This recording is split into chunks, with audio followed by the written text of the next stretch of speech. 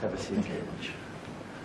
Everyone, it's a real pleasure to be sitting down again with Vijay Iyengar, the chairman of Agrocorp. It's been a few years since we sat down here in 2018. But your investments in Canada keep going. We're really excited to see all the things you're doing, particularly in Saskatchewan and Alberta, around pulses, around innovative use of proteins, around supporting our protein supercluster, and making sure that Canadian farmers are continuing to be successful on the world stage. We're really happy with all the work you've been doing, and look forward to continuing. C'est un grand plaisir de m'asseoir avec Vijay Iyengar, le chef d'Agrocorp. C'est une opportunité de parler de tout leur investissement en Alberta ou Saskatchewan et qu'on va continuer d'attirer dans les années à venir. Sure.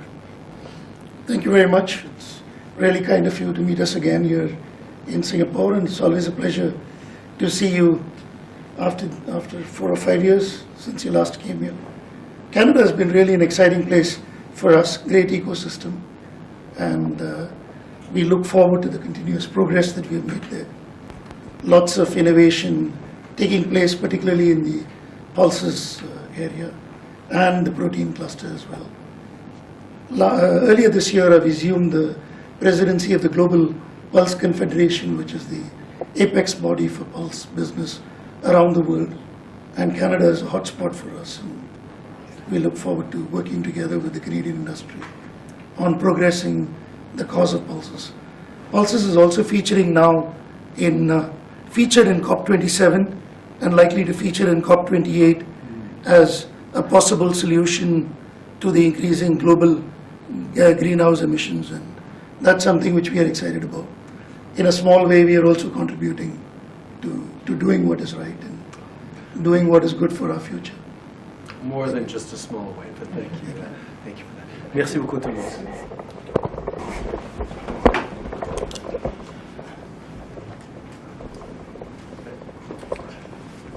Thank you very much. Welcome again. Have a seat. No, it's a pleasure to be back in Singapore. Pleasure to see you again. Last time I was here, we sat down with the PSA International and talked about port expansion and projects in Canada to build more logistics hubs. And you've been significant investors in the Port of Halifax. That's right. And moving forward with the Roberts Bank Terminal project in Term 2 project in British Columbia.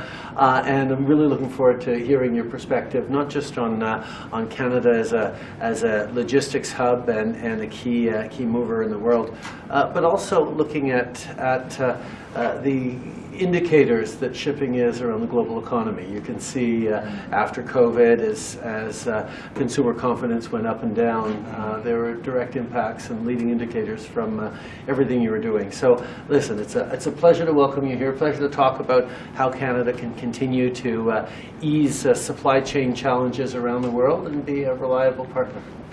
Well, thank you, Prime Minister, for the opportunity to meet again, and it was a pleasure seeing you the last time. A lot has happened. COVID and everything else, and of course during that time PSA has furthered its investments in Canada. You started by mentioning Halifax. We started with one terminal, Atlantic Hub, and then the second one, Fairview Cove, last year. Brought the two together, and one of the pictures I'm going to show you afterwards is to say that if you had been to Halifax recently, not because of the fires and all that, but for the right good reasons, you will find the absence of trucks. Because what we have done by combining the two terminals operation is to shift the shipment of goods from one terminal to another in such a way that trucks don't have to go through downtown. So we've removed 60,000 trucks from the road and 100,000 tons of CO2 per year. So that is an example of what, as PSA, we try to do in each locale. And then, of course, in Ashcroft, over on the other side of Canada, we've been expanding the operations, brought in Canadian Tires as a co-shareholder. And now the facility there is supporting the development of future fuels, biodiesel, sustainable aviation fuel, and then we hope in time be an important hub for Canadian tires for cross-docking across Canada. Now then, Canada vis-a-vis the region and the rest of the world, as you have put it, we all had high hopes that after COVID, things would normalize. Well, it did normalize in the sense that people started traveling, spend more money on tourism services, and stop buying goods to refashion their houses and so on. And to some extent, we've seen a moderation of the hype of buying that we saw during COVID in almost all corners of the world. But then now we are faced with new challenges, which we know that as businesses we need to work with governments and leaders and all to try and find, you know, what's right for the next turn of the world, so to speak. And certainly we feel that sustainability is a challenge we all own and share. And as a company, we are trying to do our best as well to see how we can assist locations like Canada and Canadian tires as companies, and of course ultimately the logistics industry to be a much more future ready and future suitable business for all. So that's where we are, and we hope next year will be a better year than this year. But in the meantime, I'd say, you know, with climate change, just take one of the episodes, like what it's done in Panama. I mean, the drought situation is more severe than it was before, and it's caused a reduction of the capacity in terms of the canal for the traffic passing through it, and then to some extent that amplifies the importance of, say, like Halifax. Yeah, which is an alternative going through the Atlantic road through the Suez, and then the first port of call across Atlantic from Europe would be Halifax before you can reach New York, and so suddenly people are shortens so all these the travel Canadian time. Yeah. opportunities. Excellent. So, well, we'll keep talking about that. right. Thank you very much. Oui, c'est un grand plaisir de m'asseoir avec la direction de PSA International, une compagnie qui est propriétaire d'intérêts dans le port d'Halifax et dans les ports en Colombie-Britannique. Évidemment, les chaînes d'approvisionnement sont essentielles à notre croissance économique, mais aussi à s'assurer d'avoir des bons prix pour les consommateurs et de pouvoir parler et entendre des plans pour plus d'investissement au Canada. C'est une très bonne chose. Possibly. I'm trying to see we're here so briefly. Okay. I'm mostly focused on business meetings from this street here. But good to meet you. My pleasure. Thank you. Please have a seat. It's a real pleasure to sit down with the CEO of Temasek Holdings. You're investors all around the world, but you've spent a lot of capital investing in Canada and in Canadian innovation, and the opportunity to do even more together is, I think, something that we're very excited about. The world is in need of diversification of supply chains, and Canada has a level of stability, of innovation, of both resources and resourcefulness that companies like Temasek are excited to be part of, and we're very much looking forward to working with you as you grow your portfolio in Canada. Thank you, Prime Minister. We're very keen to invest more in Canada with the innovation that we've seen in the Canadian market. And I'm sure that in the years to come, there will be many more opportunities for us to engage with the Canadian market. Thank you. Thank you. C'est un grand plaisir de m'asseoir avec le dirigeant de Temasek. C'est une compagnie d'investissement qui fait déjà beaucoup au Canada, mais encore plus qu'on va pouvoir faire ensemble sur l'innovation et les investissements à travers le pays. Merci. Thank you.